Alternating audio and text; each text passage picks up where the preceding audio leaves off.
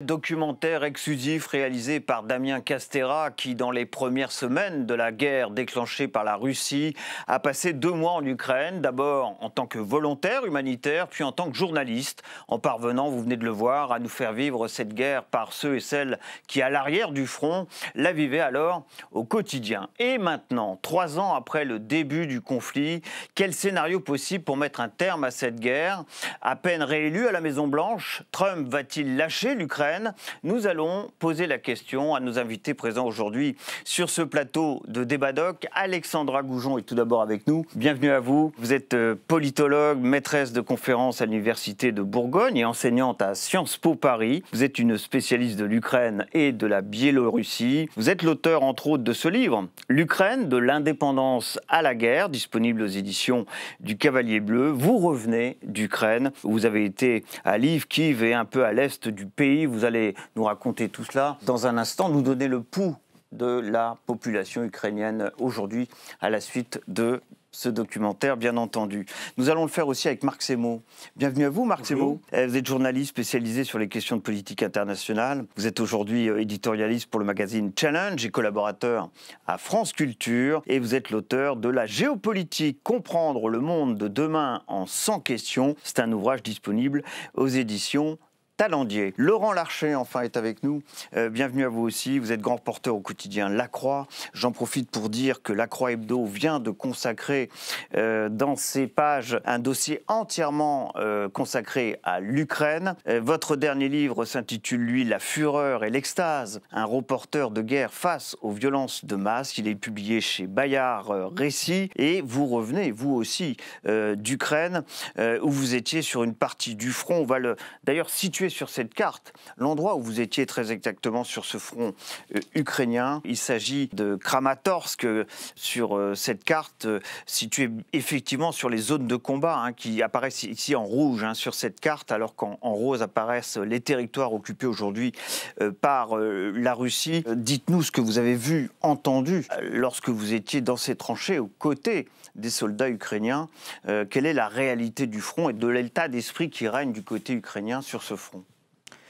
Alors d'abord, moi j'ai découvert la guerre de 14. Ce qu'il faut comprendre, enfin il me semble, c'est qu'on est revenu à une guerre de position, de tranchées effectivement. Ça veut dire donc des hommes dans la terre, l'artillerie, tout le temps. C'est tout le temps, tout le temps, tout le temps de l'artillerie. Ça fait des dégâts inouïs, avec des hommes qui montent en ligne, qui redescendent dans leurs tranchées, doublé de la haute technologie, notamment des drones, qui surveillent tout, des drones d'information, d'attaque, des drones aériens, des drones mécaniques, terriens. C'est tout à fait saisissant. Ce mélange, au fond, d'une guerre qu'on aurait cru finie. D'ailleurs, rappelez-vous, il y a juste 7 ans, on a commémoré le centenaire de la fin de la Première Guerre mondiale, et un certain nombre de livres était sorti à l'époque pour dire qu'est-ce qu'on va faire de cette histoire, qui va être oubliée. Eh bien, cette histoire revient de manière bouleversante, sidérante, avec une brutalité inouïe, maintenant, en 2025. Et d'ailleurs, je le dis, ceux qui veulent lire l'article que vous avez entièrement consacré à ce reportage, ils peuvent le retrouver, évidemment, dans votre quotidien La Croix. Et le titre de votre article, c'était « En Ukraine, une guerre de tranchées au temps des drones », justement. Dites-nous, vous avez échangé avec ces militaires, ces soldats ukrainiens qui étaient auprès de vous dans les tranchées. Qu'est-ce que vous avez ressenti? Que vous ont-ils dit? Est-ce qu'ils veulent tenir à tout prix? Est-ce qu'ils veulent passer à l'assaut? Est-ce qu'ils ont le sentiment d'être plutôt en position de défense? Ou encore avec une mentalité d'attaquant, de vainqueur, de gagnant? Est-ce que c'est possible sur le terrain? Ce qui se passe aujourd'hui, c'est qu'ils sont en défensive, bien sûr. Ils reculent. Ils ne cèdent pas, mais ils reculent. Et j'ai cru comprendre que leur tactique était en fait de fixer les Russes. C'est-à-dire qu'ils les laissent avancer. En fait, les Russes avancent par petits pelotons, 10 mètres, 15 mètres, 1 kilomètre. Une fois qu'ils sont arrivés à 10, 15, enfin 10 mètres, 15 mètres, parce que c'est vraiment des petits pas, c'est pas... S'ils n'ont pas été touchés, d'autres viennent les rejoindre donc pour créer une nouvelle ligne de front. Et là, ils se font pilonner par les Ukrainiens. Mais les Ukrainiens reculent parce qu'en fait, leur gros problème, c'est pas simplement les armes, mais c'est les hommes. Tous m'ont dit, notamment les officiers, les cadres que j'ai rencontrés, à la question « mais que vous manque-t-il ? De quoi avez-vous besoin ?» tous me disaient des hommes, des hommes, des hommes. Ce qui génère une autre problématique et une autre réalité que j'ai découvert, qui est la mobilisation aujourd'hui de tous les hommes. Et quand je dis tous les hommes, ce n'est pas simplement de ceux qui ont 25 ans, comme vous le savez. Hein, l'âge de mobilisation en Ukraine est passé de 27 à 25 ans. C'est sans doute pour cela que vous citez cet âge de 25 ans. 25 ans, c'est donc l'âge où on peut être mobilisable. On est mobilisé à partir de 25 ans, ce qui est d'ailleurs une singularité, parce que dans les autres guerres, en France notamment, on mobilisait les plus jeunes, bien sûr. Mais surtout, ce sont aussi les hommes de 30 ans, de 40 ans, de 50 ans. J'ai croisé un homme de 61 ans en première ligne, voyez-vous, avec sa mitrailleuse en AK-74, à partir comme ça en tremblant. Voilà, donc c'est une guerre qui aujourd'hui mobilise des hommes âgés, des hommes mûrs, des hommes qui ont des familles, qui travaillent, ce qui provoque une distance aussi entre ceux de la première heure, qui étaient des volontaires, qui croyaient en cette guerre, qui étaient prêts à se sacrifier, et ces hommes plus âgés qui ont beaucoup à perdre. Hein, que vont devenir leurs enfants, leurs femmes, leur travail, des problématiques qui n'ont pas été envisagées, du moins préparées. Dans un premier temps. Ouais, mais préparées en amont par le gouvernement, ce qui fait qu'il y a aussi pas mal de désertions. Alors voilà, donc il y a une tension entre ceux de la première vague qui sont encore, je crois, très engagés dans cette guerre, et ceux qui viennent d'arriver, qui sont, en plus, ils sont formés, attendez, mais 30 jours. Allez, 30 jours. En fait, pour en former un militaire, il faut 6 mois. À 30 jours, ils n'ont absolument pas acquis les réflexes. Donc, ils sont vraiment mis en première ligne. Et c'est une catastrophe. Alexandra Goujon, vous en revenez vous aussi d'Ukraine. Alors, pas tout à fait sur la ligne de front, encore que vous y êtes passé, mais vous avez pris la température de cette Ukraine que vous connaissez bien, de ce peuple ukrainien. Dans quel état d'esprit est-il aujourd'hui, 3 ans après le début du conflit? Comment est-ce que vous qualifieriez les choses? Alors, je pense qu'en Ukraine, j'allais dire peut-être comme dans tout pays en guerre, on a différentes opinions, en fait. Il ne faut pas... différentes opinions, ce qui nous permet un tout petit peu de les objectiver, mais avec quand même de la prudence, c'est les sondages. C'est-à-dire qu'on a quand même des très bons instituts de sondage qui travaillent et qui se sont peut-être arrêtés quelques mois en 2022, mais qui continuent de produire de l'information. Et que nous disent-ils ces sondages aujourd'hui? Ces sondages, ils nous disent, si vous voulez, ça dépend. Là encore, ça dépend un petit peu des questions que vous posez. Bien évidemment que les Ukrainiens veulent la paix. Ils la veulent depuis 2022, voire depuis 2014. Donc c'est une fausse question. La question, c'est quelle paix? Et bien sûr qu'ils ne veulent pas concéder des territoires. Bien sûr qu'ils veulent conserver leur territoire de 1991. Après, c'est à quelles conditions et comment cela va être possible. Donc si vous voulez, c'est très difficile, j'allais dire, de savoir. Moi, ce que je crois, c'est que ce qu'il y a d'important, c'est de voir ce qui s'est passé en 3 ans, en fait, et de voir ce qui s'est passé en 2022.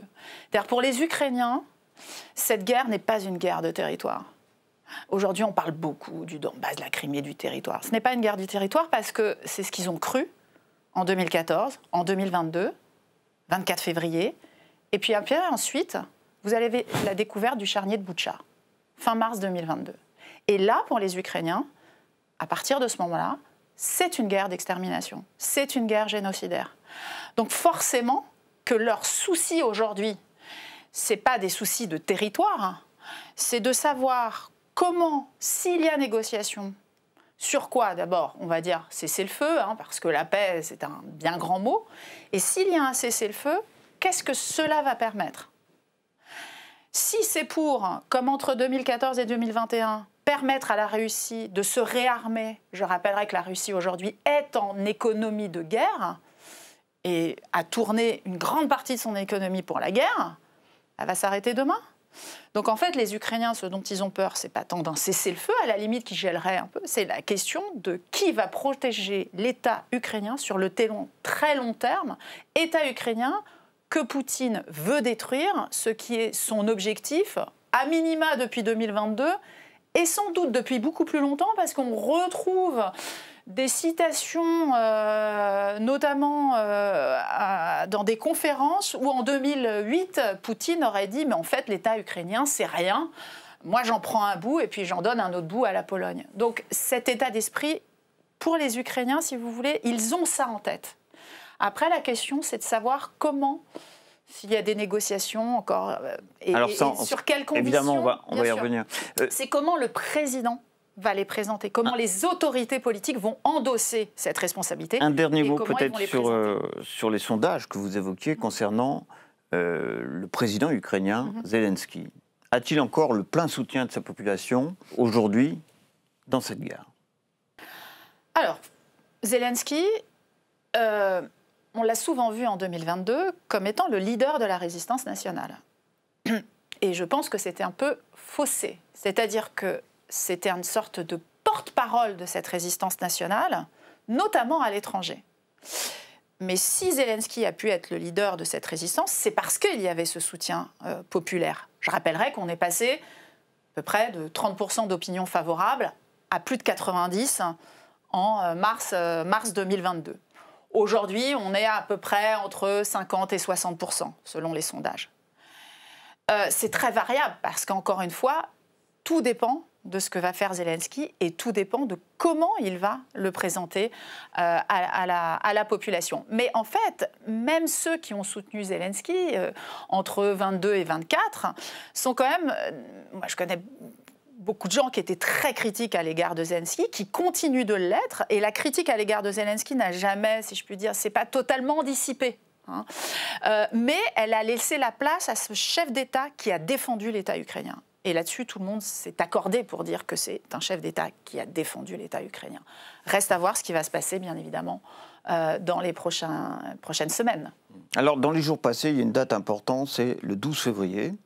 12 février 2025, coup de fil, appel d'1h30 entre Donald Trump, nouvellement réélu à la Maison-Blanche, et Vladimir Poutine, avec des lignes rouges énoncées à la suite de cet appel par l'administration américaine concernant ce dossier ukrainien, pour aller à une paix, négocier une paix. Les lignes rouges, c'est pas d'adhésion de l'Ukraine à l'OTAN.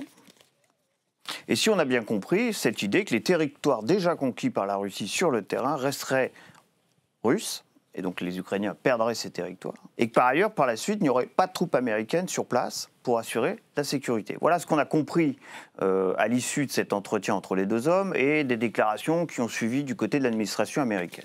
Qu'est-ce qu'on peut dire de ce qui est sur la table aujourd'hui depuis ce fameux entretien rendu public entre les deux chefs d'État? Ça, ce n'était pas les lignes rouges de l'administration américaine, c'était les lignes rouges de Poutine que, étrangement, d'entrée de jeu, Donald Trump a repris. C'est-à-dire, effectivement, l'Ukraine ne récupérera pas ses frontières de 2014, donc, y compris, donc, elle ne récupérera pas la Crimée, et elle ne pourra pas adhérer à l'OTAN. C'est-à-dire, si on prend les exigences que d'entrée de jeu avait posées Vladimir Poutine, c'est-à-dire une Ukraine neutralisée, elle ne sera pas dans l'OTAN, démilitarisée, une Ukraine dénazifiée, ce qui dans le narratif russe signifie on balaye Zelensky, et le dernier point, le recul des frontières de l'OTAN. Alors, ce n'est pas totalement ce que veut Poutine, mais sur ces points clés, il donne raison à Poutine, d'entrée de jeu, avant même de négocier, ce qui laisse quand même un peu songeur face à un homme qui n'a pas arrêté de prétendre qu'il est un génie de l'art du deal. Le deuxième point extrêmement préoccupant de ce coup de fil, de cette discussion à deux entre ces leaders, entre les présidents russes et américains, c'est que ça donne une énorme victoire symbolique à Poutine, qui peut de nouveau traiter d'égal à égal avec les Américains. On revient, comme à l'époque de la guerre froide, aux deux superpuissances. Je voudrais juste rappeler à cet égard que le PIB de la Russie, c'est entre celui de l'Espagne et celui de l'Italie en fonction du cours des hydrocarbures. Donc on est loin de la superpuissance. Barack Obama, non sans raison, avait dit que la Russie n'était qu'une puissance régionale avec un pouvoir de nuisance qui avait profondément vexé les Russes, mais ce qui était profondément vrai. Donc on est dans une situation là où la première puissance du monde, avec Trump, oui, est en train, au moins en apparence, de lâcher l'Ukraine, même si, pour reprendre le discours du Kremlin, d'une manière ou d'une autre, elle sera associée. Et ce qui est encore plus grave, c'est que l'Europe n'est même pas mentionnée. C'est-à-dire l'Europe qui est concernée au premier chef parce qu'il se passe en Ukraine, n'est pour le moment pas associée aux négociations. Et selon la formule consacrée, quand on n'est pas à la table des négociations, on est au menu. Et donc, il y a un réel risque aujourd'hui pour l'Europe d'être marginalisée, voire et elle sera elle qui subira en premier les conséquences d'un accord bâclé. On a fait grand cas quand même de cette discussion entre les deux hommes. Pour ce que vous en savez, Zelensky, le président Zelensky, a été informé par Donald Trump de cette discussion, du contenu, j'imagine, de cette discussion. Où en sont les discussions, justement, entre les États-Unis et l'Ukraine, entre Donald Trump et Volodymyr Zelensky? Ça, on ne le sait pas en détail, mais ce qui est déjà une évidence, comme l'a rappelé le secrétaire d'État américain à la Défense au même moment à Bruxelles, c'est que ce seront les Européens qui devront gérer les conséquences d'une paix qui risque, ou d'un cessez-le-feu qui risque d'être bâclé, en déployant des hommes au sol, parce que les Américains ont déjà dit qu'ils n'iraient pas au sol. Le secrétaire d'État américain à la Défense a dit qu'il s'agit maintenant pour les Européens de payer plus, on le savait. On n'est plus dans une logique comme avant de partage du fardeau des dépenses militaires au sein de l'OTAN, où les Américains disaient qu'il faut que les Européens payent plus. On est au-delà. Il s'agit quasiment d'un transfert du fardeau. C'est-à-dire les 40 000 hommes minimum qui devront être déployés au sol pour à la fois surveiller un cessez-le-feu et donner des garanties de sécurité sur le long terme à l'Ukraine seront européens. On est très loin d'en avoir les moyens, même si l'ensemble des budgets de défense des pays européens, 360 milliards d'euros, c'est plus ou moins le deuxième au monde après les Américains. Et surtout, on est très loin, je terminerai là-dessus, d'en avoir la volonté, parce que nombre de pays de l'Est, une partie des pays de l'Est est très allant, la Pologne, les pays baltes, etc. Au contraire, sont ceux qui dépensent le plus pour leur défense. Mais il y a toute une autre partie de l'Europe de l'Est qui aujourd'hui dit, face à la menace russe, il faut composer. Et donc les Européens risquent même de ne pas avoir la volonté politique commune de le faire. Laurent Larcher, vous avez sans doute eu l'occasion d'en discuter avec des diplomates, notamment du côté européen. J'imagine qu'on ne tombe pas tout à fait du ciel non plus du côté de l'Union européenne, avec ce qui est ressorti de ces discussions, ce qui a été rendu public en tout cas, de ces fameuses discussions entre Poutine et Trump. Cette idée selon laquelle l'Union européenne ne serait pas associée à une éventuelle négociation de paix, est-ce que les Européens sont aussi dans cet état d'esprit ou c'est juste un nuage de fumée envoyé par Donald Trump? Et puis cette idée aussi, pour rejoindre ce que vient de dire Marc Semo, cette idée que ça sera à l'Europe d'assurer peut-être une partie de la reconstruction de l'Ukraine demain, et puis d'assurer la sécurité. Ça a été évoqué assez longuement par Marc Semo à l'instant. Alors, mais très clairement, en Europe, il y a tout un groupe de pays qui se prépare, qui a anticipé ces négociations et, entre guillemets, ce lynchage des États-Unis de l'Ukraine. On les appelle, Kiev les appelle l'Alliance des audacieux, qui est constituée, en fait, il y a deux pays moteurs, les deux puissances nucléaires européennes, le Royaume-Uni et la France, associés à la Pologne, et Marc en a parlé, et des pays baltes. Ces pays-là se préparent, et préparent leurs opinions, d'ailleurs, notamment, on voit très bien l'Élysée, préparent les opinions à un déploiement de troupes au sol, comme garantie de sécurité de cet accord qui va sans doute, qui est en train de se dessiner devant nous. Déploiement de troupes, mais on ne parle pas de 500 hommes ou de 5000 hommes, on est sur des dizaines et des dizaines de milliers d'hommes. Marc Semo évoquait le chiffre de 30 000 hommes. 40 000. 40 000. Et je crois que Volodymyr Zelensky a évoqué le chiffre de 200 000, ce que nous sommes strictement incapables de mettre en place. En tout cas, mais on s'y prépare. Concrètement. Mais on s'y prépare. Et d'abord, on prépare les opinions publiques. On le voit bien dans le récitatif officiel aujourd'hui. Et quand on écoute le Quai d'Orsay, et quand on écoute du côté du ministère de la Défense, et de l'Élysée, réarmons les esprits. On prépare vraiment, il me semble, l'opinion publique à accepter et à consentir à un effort, non seulement un effort budgétaire, à un moment où les caisses sont vides. Le seul, le poste de la défense n'a pas été remis en question dans le nouveau budget de la France, au contraire, on accepte son augmentation. Mais aussi d'envoyer des hommes, des hommes et des femmes, des militaires. Donc ça, c'est très important. Ce qui se dessine là, ici, on s'y prépare. Est-ce qu'on y est prêt? Non. Ça, c'est très certainement non. Pour autant, cet objectif est celui annoncé par cette alliance des audacieux. Vous souhaitiez rajouter quelque chose, Marc Semo, et je vous donne la parole juste après, bien entendu, Alexandre Argougeot. On s'y prépare dans les mots et encore. C'est-à-dire les pays, la France, la plus vocale sur la question Donc de ça serait un l'autonomie. noyau de pays De européens. l'autonomie est en stratégique, train de pour le s'y moment, préparer. elle ne dépense qu'à peine plus de 2% de son PIB en matière d'armement. On ne prépare pas, toujours pour parler de la France, les opinions. Vous regardez la Suède, la Finlande, les télévisions préparent l'opinion de façon régulière à ce qui peut se passer, à l'idée que la guerre n'est pas aux portes, mais qu'elle est possible. En France, un débat public sur la réalité du fait que nous sommes en guerre, pour reprendre la formule qu'avait utilisée Emmanuel Macron pendant le Covid, il n'y en a pas. On voit aussi que la France, qui serait le pays qui aurait l'espace naturel aujourd'hui pour prendre un leadership en Europe, dans la mesure où elle peut dire, on vous l'avait bien dit, ça fait depuis De Gaulle qu'on parle d'autonomie stratégique, on a un président qui est plombé par l'instabilité politique et l'absence de majorité, plus une économie qui est la plus endettée de l'Union européenne.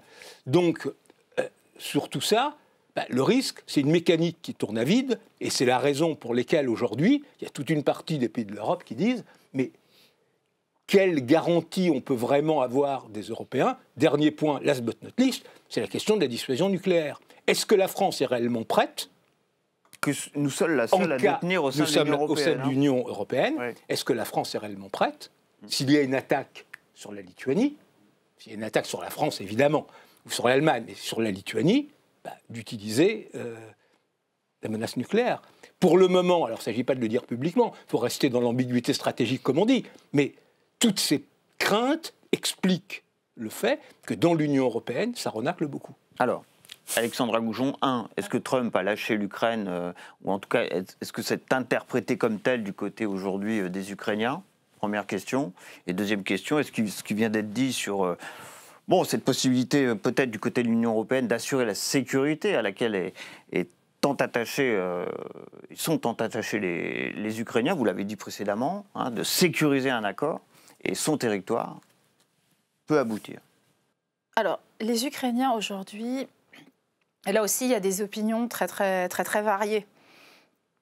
Il y a ceux qui n'arrivent pas à se résoudre justement à cette idée que Trump pourrait lâcher l'Ukraine en quelque sorte. Alors, ça évolue, j'allais dire, de jour en jour en fonction de ce que fait Trump. C'est-à-dire que les Ukrainiens continuent de penser, certains, que ce n'est pas dans l'intérêt des États-Unis que de rendre Vladimir Poutine victorieux, en quelque sorte, que de rendre puissant à long terme, puissante la Russie, c'est pas avantageux pour les États-Unis. Donc ça existe. Mais du point de vue des Ukrainiens aussi, j'aimerais quand même le rappeler, là, sur le temps long, il y a cette idée que c'est la première guerre d'indépendance de l'Ukraine, réelle, si je puis dire. Il y a eu un court moment d'indépendance en 1918, qui après s'est dissous dans la guerre civile de cet espace, puis la Première Guerre mondiale. Il y avait une délégation ukrainienne au moment du traité de Versailles, et pour les Ukrainiens, il y a eu un lâchage des Occidentaux à ce moment-là. Donc, ils regardent cela justement sur ce temps long. Ils disent que ça ne nous a pas empêchés de continuer à exister. Et donc aujourd'hui, j'allais dire, ils sont presque plus surpris, non pas tant de ce que fait Trump, que de la manière dont nous, en Europe, on titre le lâchage de l'Ukraine. C'est-à-dire que c'est comme si les Européens avaient en partie abdiqué face à leur responsabilité, en quelque sorte, et trouvent que c'est un peu facile, un peu rapide. On ne sait pas encore ce qu'il y a sur la table. Certes, Trump a fait des concessions a priori dans ce coup de fil du Nord 30, mais les combats continuent. La centrale de Tchernobyl vient d'être attaquée la nuit dernière. Les armes américaines arrivent toujours en Ukraine aujourd'hui. Oui, tout à fait. Oui. Les armes américaines arrivent. Ouais. Donc, on ne sait pas. On ne sait pas réellement ce qui va se passer. C'est vrai que ce sont des signes qui sont très inquiétants. Est-ce que Volodymyr Zelensky peut faire en sorte d'imposer l'Union européenne, les 27, à la table des négociations? Dans quelle mesure est-ce qu'avec l'Union européenne, il y a une possibilité de ce point de vue-là? Est-ce qu'il peut imposer cette place à la table des négociations? Alors, c'est un peu particulier parce que, en fait, Bah, si en partie on est lâché par ils sont lâchés par les États-Unis. La grande question, c'est quand même l'OTAN. Et il n'y a pas d'armée européenne, il n'y a pas encore de structure collective européenne autonome des Américains. Et donc, ça, Zelensky le sait. C'est pour cette raison qu'il veut aussi l'adhésion de l'Ukraine à l'OTAN, dont je rappellerai... Ça, pour l'instant, on lui a signifié que ce ne serait pas le cas. Ce ne serait pas le cas, mais vous savez que, par exemple, en Ukraine, c'était avant 2014, c'était un quasi non-sujet, j'allais dire. Il y avait à peu près 20-30% d'opinion favorable. Après 2014, donc première étape de la guerre, annexion de la Crimée, on est passé à 50. Aujourd'hui, c'est 80% de la population ukrainienne qui veut l'OTAN. Parce qu'ils ont compris que si l'Ukraine avait été dans l'OTAN, l'Ukraine n'aurait pas été attaquée. Mais enfin, ça, a priori, ils ne l'auront pas. En revanche... Tout à fait. Oui. Pour l'instant, ils ne l'ont pas. Ce que je veux vous dire, c'est que... mais en même temps, vous voyez, je suis surpris parce que je pensais que vous me diriez, il y a quand même une autre date importante, c'est le 14 décembre 2023. Le Conseil européen décide d'ouvrir les négociations d'adhésion à l'UE avec l'Ukraine. Tout à fait. Et c'est ce que donc l'Ukraine compte sur l'UE. Tout à fait. L'Ukraine compte sur l'Union européenne. Mais là, si je puis dire, Trump a pris de court, non pas simplement l'Ukraine, mais l'Union européenne aussi. C'est-à-dire, justement. Et donc aujourd'hui, Zelensky, il sait qu'il a ses audacieux de son côté. Lui, aujourd'hui, son objectif, et quand vous voyez les déclarations récentes, son objectif, c'est d'imposer l'Ukraine et de ne pas faire oublier l'Ukraine. Laurent Larcher veut réagir, Marc Semo aussi, allons-y. Deux choses, si vous voulez bien, qui va tout à fait dans votre sens. Ça ne vous a pas paru important, cette adhésion, tout de même, le début de ces négociations c'est capital. Mais, de l'Ukraine à l'UE? En tout cas, l'idée d'être lâché par l'Europe ou l'Occident, c'est dans les têtes, en tout cas des militaires que j'ai rencontrés, au regard de l'histoire dont ils portent, qu'ils connaissent parfaitement. Ils s'y attendent, et d'ailleurs, ils me disaient, il n'y a que Dieu qui ne nous lâchera pas. Aussi la dimension religieuse, enfin du moins cet attachement. Et on l'a vu d'ailleurs dans ce film au passage. Très importante. Et je ne dis pas ça parce que je travaille à la Croix, mais c'est vraiment une dimension importante.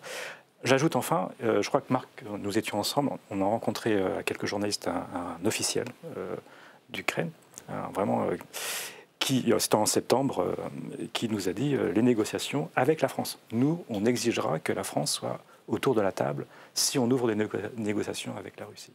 Donc c'était en tout cas pour Kiev. L'idée que l'Europe, ou du moins la France, ne soit pas autour de la table était impensable. C'est étonnant d'ailleurs qu'on ne parle pas du tout de l'Allemagne depuis ce début d'échange, parce que c'est vrai que l'Allemagne a beaucoup pesé, notamment pour les accords de Minsk. Alors on pense qu'on veut de ces accords de Minsk, mais il y avait un couple franco-allemand face à Poutine. Aujourd'hui, on ne parle plus de l'Allemagne, parce que l'Allemagne, elle aussi, connaît les pires difficultés. Le couple franco-allemand est en crise, puisque Emmanuel Macron est affaibli politiquement et plombé par les aides de son pays, et Olaf Scholz devrait perdre les prochaines élections. Merz... Alors, Marc Thébault, ma question, c'est quand même, à défaut de pouvoir compter sur les États-Unis, est-ce que l'Ukraine va pouvoir compter sur l'UE? C'est ça la vraie question. Il y a déjà des choses engagées, là. Il y a des choses engagées, et il faut que l'Europe, c'est la seule réponse que l'on peut donner au fait que les Américains bloquent l'entrée de l'Ukraine dans l'OTAN, c'est d'intégrer le plus vite possible l'Ukraine à l'Union européenne. D'autant que l'Union européenne a un article 42.7, qui est une clause d'assistance mutuelle, qui en réalité, dans les faits, est beaucoup plus contraignante que l'article 5. L'article 5, c'est juste un article où on discute de ce qu'on peut faire en cas d'agression contre un pays membre, en laissant ouvertes toutes les options. Le 42.7 est beaucoup plus contraignant. Mais le problème, et là je ne voudrais pas être pessimiste, c'est qu'au sein de l'Europe, là aussi, il y a un vent mauvais qui se lève contre l'Ukraine. Vous prenez la Pologne, aujourd'hui, selon toutes les enquêtes, le soutien de l'opinion polonaise aux Ukrainiens est le plus bas depuis le début de la guerre. C'est la raison, par exemple. Alors, les Ukrainiens ont aussi contribué, au-delà des problèmes avec les réfugiés, de la concurrence sur les produits agricoles, etc. Ils ont fait un certain nombre de gaffes, dont Dmitry Kuleba, l'ancien ministre des Affaires étrangères, à propos, alors ça va être un peu de la Volhynie, qui était une région contestée entre les deux pays, où il y a eu à la fin de la Seconde Guerre mondiale des massacres de masse des nationalistes ukrainiens contre les Polonais avant de les chasser, qui, dans la mémoire polonaise, reste extrêmement traumatisante. Et C'est quand même assez surprenant qu'aujourd'hui la Pologne ne soit pas à 200% aux côtés des Ukrainiens. Alors laissez-moi finir. Ces dernières années, la Pologne était en première ligne. En raison de ces souvenirs historiques qui sont des objets de tension à l'intérieur de la Pologne, ne veulent pas, par exemple, déployer des forces au sol dans le cadre de ce que seraient ces 30 000, 40 000 hommes qui iraient en Ukraine, ce qui est d'autant plus dommageable qu'aujourd'hui la Pologne, parce qu'elle est consciente des dangers, est en passe d'avoir la plus puissante armée conventionnelle d'Europe. Donc pour toutes ces raisons, il faut que l'Europe accélère, il faut que l'Europe ait la volonté politique, mais on voit aussi tout ce qui peut freiner et bloquer ça. Non, je voudrais juste ajouter une chose, on parle de l'UE bien sûr, mais il ne faut pas oublier, je crois que je l'ai avoir dit au début de mon intervention, il y a un axe Paris-Londres, très clair. Les relations entre les deux capitales n'ont jamais été aussi proches, aussi fortes. Et il y a une convergence de vues sécuritaire, et notamment sur la question du flanc oriental de l'Ukraine, qui est très très nette. Donc le couple Allemagne-France est effectivement en panne. Il est en train peut-être d'être remplacé par un couple. En tout cas, il y a vraiment une concordance de vues, une volonté. Il y a eu des gestes symboliques incroyables entre Paris et Londres, des choses qu'on n'avait pas vues depuis 60 ans, 70 ans, notamment autour de la Première Guerre mondiale, des célébrations de la Première Guerre mondiale. Enfin, il y a des gestes symboliques d'une nouvelle entente cordiale entre les deux pays qui est assez fantastique. Je voudrais aussi ajouter, effectivement, l'Europe est dépassée, divisée. Ce qui est intéressant à noter, c'est qu'on a l'impression qu'il y a une forme de retour de l'Empire austro-hongrois. Dans cette Europe qui rechigne à soutenir l'Ukraine ou qui voit la Russie de manière moins agressive que la France, par exemple, on retrouve là des puissances de l'ancien Empire austro-hongrois. Il y a quelque chose il y a une phrase que j'ai entendue, le passé c'est l'avenir. Il y a quelque chose ça cogne, là. Il y a quelque chose qui cogne, qui revient, me semble-t-il. On avait commencé par évoquer les sondages du côté ukrainien. Vous n'aviez pas été jusqu'au bout parce qu'effectivement, sur les conditions possibles, acceptables du côté ukrainien pour signer une paix avec la Russie, qu'est-ce qui est acceptable aujourd'hui du côté ukrainien, du côté territorial? Est-ce qu'ils sont prêts à perdre 15%, entre 15 et 20% de leur territoire? Plutôt 20 aujourd'hui. Plutôt 20. On est sur 20%. Et contre quoi? Encore une fois, les sondages jusqu'en 2024 et à voir ceux qui vont se développer dans les prochains jours n'évoquaient pas des choses très précises, puisque dans les négociations, non, mais perdre 20% de son territoire, si vous voulez, ça c'est peut-être assez clair. La question n'est pas de perdre ces territoires. Ouais. La question n'est pas de les perdre. La question, avec un cessez-le-feu, c'est déjà premièrement d'arrêter les combats. On en est là aujourd'hui, en fait. On ne parle pas d'un plan de paix, même si effectivement Trump et bien sûr tout le monde parle de la paix et que bien évidemment ce que veulent faire les Russes aujourd'hui, c'est de montrer que les faiseurs de paix, c'est Poutine et Trump. Et que les Ukrainiens, ils ne sont pas faiseurs de paix. Mais pourquoi? Parce qu'encore une fois, c'est toute la question de la paix à tout prix. Et les Ukrainiens, pour eux, si jamais il y a un cessez-le-feu, ça veut dire qu'il y a un conflit gelé, et ça veut dire que ces territoires sont récupérables à n'importe quel moment dans l'histoire. Eux, ils ont assez rapidement compris, j'allais dire, après les contre-offensive qu'il y a eu fin 22 et la stagnation du front en 23-24, que ce sera une histoire très longue. Et donc, ils savent très bien qu'en quelque sorte, ces territoires, et Zelensky l'a dit, on ne peut pas les récupérer aujourd'hui. Là-dessus, il y a une conscience, et j'imagine qu'elle existe aussi chez les militaires. Par contre, on peut faire un cessez-le-feu. La question qui revient sans cesse, et on en a déjà parlé ici, c'est la question des garanties de sécurité. J'aimerais juste aussi... C'est ça l'obsession de l'opinion ukrainienne aujourd'hui. C'est la garantie de sécurité de leur territoire, en tout cas de ce qu'il deviendra ce territoire après une négociation de paix. On va finir là-dessus. A raison. Il y avait eu un accord en 1994, le pacte de Budapest. Le mémorandum de Budapest. Le mémorandum de Budapest, où on échange du fait de rendre les armes nucléaires soviétiques qui étaient déposées en Ukraine. L'Ukraine acceptait de ne plus être une puissance nucléaire. Il y avait une garantie, un engagement des parties au traité sur ces frontières, dont la Russie était une des signataires. On a vu ce qu'il en est quand, en 22, il a lancé l'offensive. Donc cette garantie de sécurité est la chose la plus importante pour l'Ukraine. Et pour les Ukrainiens, pour eux, ça ne fait pas l'ombre d'un doute. Eux, dans leur rêve, ça serait avoir des GI au sol, ce qui est la meilleure des garanties. Ouais. Comme en Corée. Pour le moment, on n'en est pas là. Il y a cette cote intermédiaire avec justement ce que seraient des Européens, mais c'est vital. Ça sera le mot de la fin.